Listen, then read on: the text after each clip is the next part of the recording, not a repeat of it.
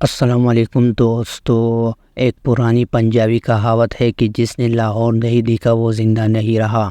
اس شہر کی ہنگامہ خیز اور ہلچل سے بھرپور گلیوں میں سواری کے دوران اپنے رکشے کو گھورتے ہوئے یہ جملہ میرے لیے مزید معنی خیز ہو گیا۔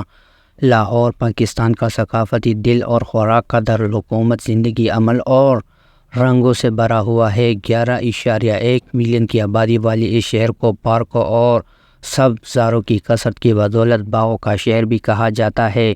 اس ویڈیو میں آپ کو لاہور میں دیکھنے کے لیے تمام بہترین مقامات کے ساتھ ساتھ پاکستان کا سفر کرنے سے پہلے جاننے کے لیے انتہائی ضروری چیزیں بھی ملیں گی۔ مجھے امید ہے کہ اس کے اختتام تک آپ اپنے لیے بھی اس قابل ذکر شہر کو دیکھنے کے لیے متاثر ہوں گے۔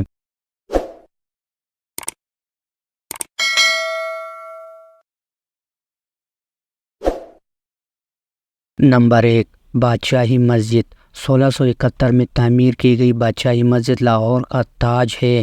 مغلیہ سلطنت 1528-1857 کی علامت ہے اور پاکستان کی سب سے خوبصورت مقامات میں سے ایک ہے۔ اس کی فنی تعمیر کی خصوصیت کھدائی ہوئی سرخ ریت کی پتھروں سے ہے جو مغل دور کی مخصص تھی۔ مسجد کی وسیع صحن میں 1 لاکھ نمازی جمع ہو سکتے ہیں جو اسے پاکستان کی دوسری بڑی مسجد بناتا ہے۔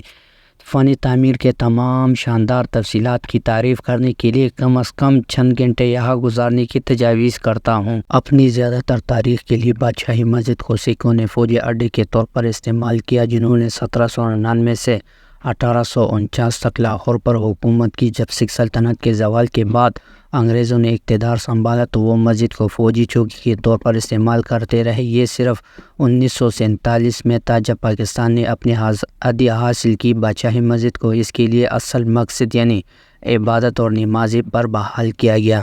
Number 2، fort road fort street. Badshahi Masjid سے 5 منٹ سے بھی کم کے پیدل سفر فورٹ روڈ ہے جو لاہور کے ایک بہت مشہور فورٹ اسٹریٹ ہے جو متحرک اور رنگین عمارتوں سے مزید ہے۔ یہاں کی کچھ عمارتوں کی بہت تفصیل ہے، جب بھی آپ انہیں دوبارہ دیکھیں گے تو آپ کو کچھ نیا نظر آئے گا۔ جو چیز اس سے اور بھی بہتر بناتی ہے وہ یہ کہ یہاں موجود ریسٹورنٹ ہے جو بادشاہی مسجد کا شاندار نظارہ پیش کرتا ہے، جیسے کہ حویلی ریسٹورنٹ، انداز ریسٹورنٹ اور کوکوڈین۔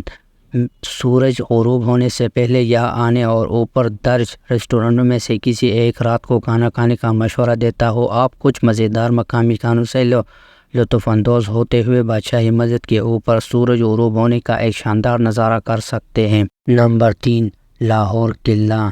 بادشاہی مسجد کا براہ راست سامنا تاریخی قلعہ لاہور ہے، ایک یادگار جہاں آپ کو جانا پڑتا ہے، خاص طور پر اگر آپ تاریخ کے شوقین ہیں۔ تو یہ قلعہ 11ویں صدی میں مخصص مٹی کے اینٹوں کے قلعے کے طور پر شروع ہوا تھا اور اگلے 500 سالوں تک اسے تباہ اور دوبارہ تعمیر کیا گیا جب منگولوں، تیمور اور پشتوں نے اس علاقے پر حملہ کیا۔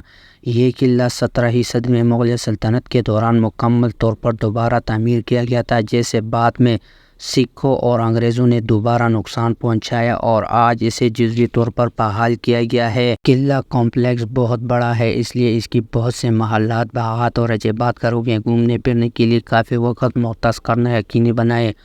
آپ یہاں آدھا دن آسانی سے گزار سکتے ہیں۔ دیکھنے کے لیے جھلکوں میں سے ایک خوبصورت شیش محل، آئینوں کا محل، شاہجہاں 1631 میں تعمیر کیا گیا۔ اس کے اندرونی طرف سے حصوں انکت عکس شیشے کی ٹائلوں سے سجایا گیا ہے۔ چیزوں کو مزید بہتر بنانے کے لیے آپ کو وہاں سے لاہور کے باقی قلعہ اور بادشاہی مسجد کا بھی شاندار نظارہ ملتا ہے۔ نمبر 4، جہانگیر کا مقبرہ۔ جہانگیر کا مقبرہ لاہور کے ایک اور قابل ذکر تاریخی مقامات میں سے ایک ہے۔ 1737 میں مکمل ہوا۔ یہ ایک مقبرہ جہانگیر کے لیے بنایا گیا ہے جو مغل سلطنت کے سب سے کامیاب شہنشاہوں میں سے ایک ہے جس نے 1605 اور 1627 کے درمیان حکومت کی تھی۔ اس جگہ کے فنی تعمیر میں کچھ خوبصورتی سے پیچیدہ پیٹرا دور دکھایا گیا ہے جو نیم پتھر سے بنائی ہوئی تصویر موزیک ہے۔ اس مقبرے کو بنانے میں 10 سال لگے اور یہ پاکستان کا واحد باقی ماندہ مغل مقبرہ ہے۔ یہاں کمپلیکس کے اندر گھومنے کے لیے چند گھنٹے گزارنے کا مشورہ دیتا ہوں، جس میں ایک بڑا باغ بھی ہے جہاں مقامی لوگ پکنک مناتے ہیں اور اپنے اہل خانہ کے ساتھ جمع ہوتے ہیں۔ نمبر 5، شالیمار باغات۔ اگر آپ لاہور میں کرنے کے لیے آرام دہ چیزیں تلاش رہے ہیں تو شالیمار گارڈن کے ارد گرد چہل قدمی کرنا، جسے مقامی طور پر شالیمار باغ بھی کہا جاتا ہے، ایک بہترین آپشن ہے۔ یہ باغیچہ مغل دور کا ہے اور شہنشاہ شاہجہاں کے دور حکومت میں 1642 میں مکمل ہوا تھا۔ وہی شہنشاہ جس نے تاج محل کو بنایا تھا وہ بھی شہنشاہ جہانگیر کے بیٹوں میں سے ایک ہے۔ باغ کے احاطے میں فوارے کے ساتھ ایک بڑا تالاب بھی ہے اور وہاں کا ماحول بہت ٹھنڈا ہے جو اسے ٹہلنے کے لیے بہترین جگہ بناتا ہے۔ نمبر 6، دلی گیٹ مارکیٹ۔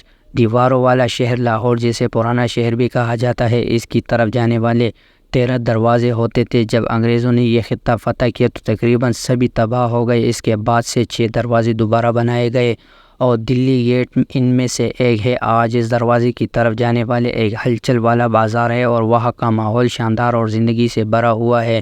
بہت زیادہ چہل قدمی کرنے کا مشورہ دیتا ہوں۔ یہ مقامی لوگوں سے ملنے والے اور لاہور کی مقامی زندگی کی جھلک دیکھنے کے لیے بھی بہترین جگہ ہے۔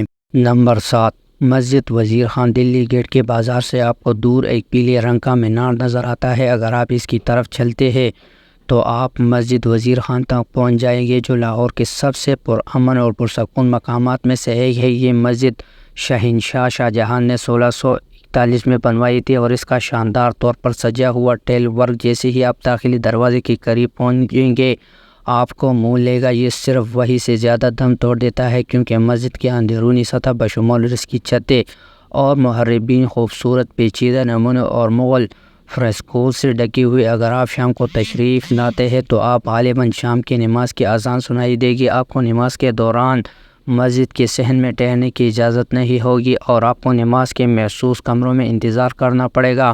مردوں اور عورتوں کے لیے الگ الگ کمرے ہیں۔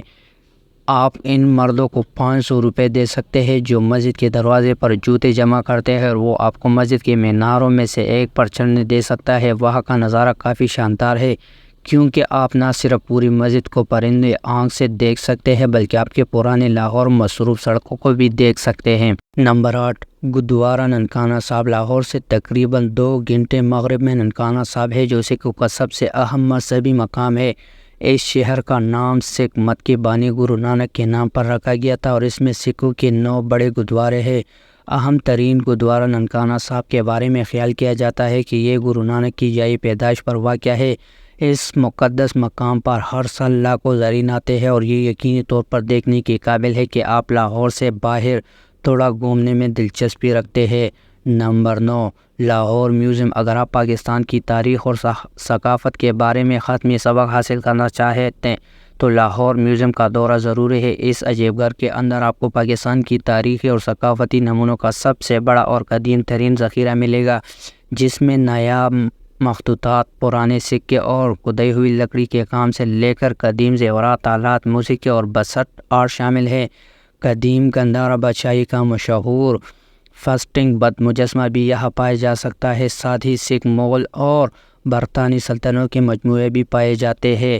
نمبر 10، انارکلی بازار۔ اگر آپ لاہور کی مقامی زندگی کو مزید دیکھنا چاہتے ہیں تو انارکلی بازار کی طرف جائیں اور اس بازار کو 2 حصوں پر ہے، پرانا انارکلی بازار اور نیا انارکلی بازار۔ پرانے حصے میں آپ کو بہت سارے روایتی کھانے ملیں گے جبکہ نئے حصے میں بہت سارے کپڑے، زیورات، کڑھائی اور دستکاری ہے۔ یہاں تک کہ اگر آپ کچھ بھی خریدنے کا ارادہ نہیں کرتے تو صرف بازاروں کا ہلچل والی سرگرمی کا مشاہدہ کرنا ایک دلچسپ تجربہ بناتا ہے۔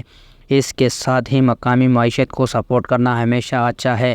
نمبر 11، عظیم الشان جامع مسجد۔ اگر آپ مسجد دیکھنے کے شوقین ہیں تو گرینڈ جامع مسجد کی طرف جائیں جو پاکستان کی تیسری سب سے بڑی مسجد ہے اور یقیناً لاہور میں دیکھنے کے لیے بہترین مقامات میں سے ایک ہے۔ اس مسجد کا فن تعمیر بڑی حد تک بادشاہی مسجد اور مسجد وزیر خان سے متاثر تھا۔ آپ کو بہت سے آرائشی ٹائل ورک، سنگ مرمر کے فرش اور فانوس نظر آئیں گے۔ اس مسجد میں 70,000 نمازوں کی گنجائش ہے اور اس کے تہخانے میں ایک اسلامی اکیڈمی کے ساتھ ساتھ ایک میوزیم بھی ہے جس میں قرآن کا نادرہ ذخیرہ موجود ہے۔